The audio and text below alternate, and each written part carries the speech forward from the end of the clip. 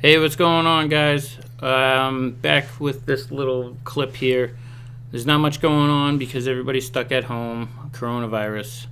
So, my brother was doing a little project for me, and his truck broke hauling some fill. I'll explain to you at the end of the video kind of like what's up with it, and bear with me. I know I've been rambling in some of the videos lately, but kind of going out of my mind hanging around the house, so enjoy.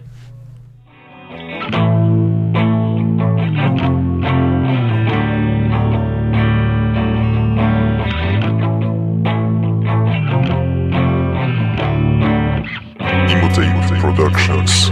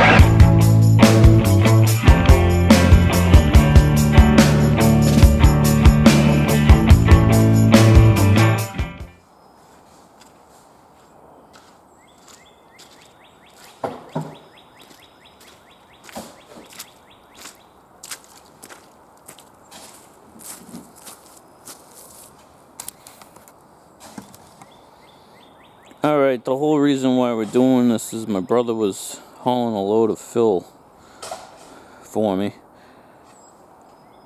and his dump piston let go, which is fine because he already had a new one because he knew it was going to let go.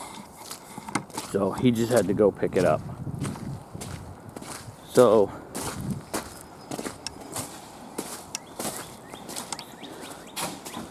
got the brand new one under there.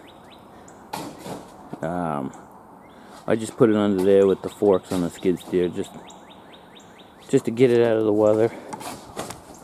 So that's the new one. It's pretty long. It goes all the way under there. But this truck that he's got, when he bought it, it got all new tires.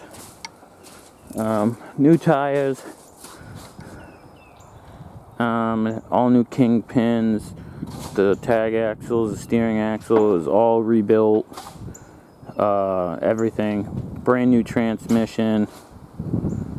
It's got a big cam Cummins, it's got the same engine as my Pete. It's a little long, but that's perfect because when I'm down here loading his truck, I can, he's gonna paint the body black. When I'm down here loading it, I can reach in it perfect. It's just to get the piston finally let go. So to get the fill out of it, I'm not going to. I already have got. He's just shoveling out the front corner.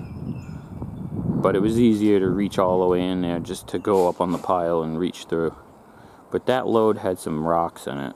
So I don't know what I'm going to do with the rocks, because I don't do a lot with rocks. I just wanted the sandy fill.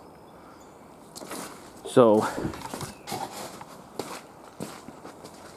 the reason I can't reach the front is because I don't want to smash my piston on the tailgate.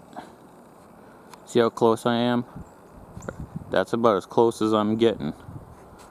So what he's doing is he's just shoveling out the front corner. It's just a little bit in the front corner. Just throw it in the bucket. But the rest of the load I was able to get out. And I built up the dirt right about there. But that's as far forward as I'm coming. I don't want to come any farther because he's got those asphalt chutes. I already had to re-straighten those handles out when he got the truck.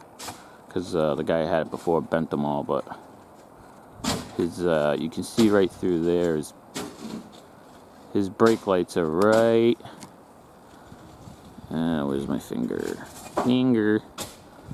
right there in front of those mud flaps, so we're good. We're not hurting anything. And he has flaps that go all the way to the ground, so there'll be no dirt in the cans, the air cans or anything. And we're not really putting any pressure on the spill plate. Most of the weight is pushing down. This machine is not real heavy. It's like 10,000 pounds. But to get close, I had to put the blade in the back. So you got to be careful. You have to keep packing it so you don't lean forward, because you can't put the blade down to stabilize yourself. And I'll show you.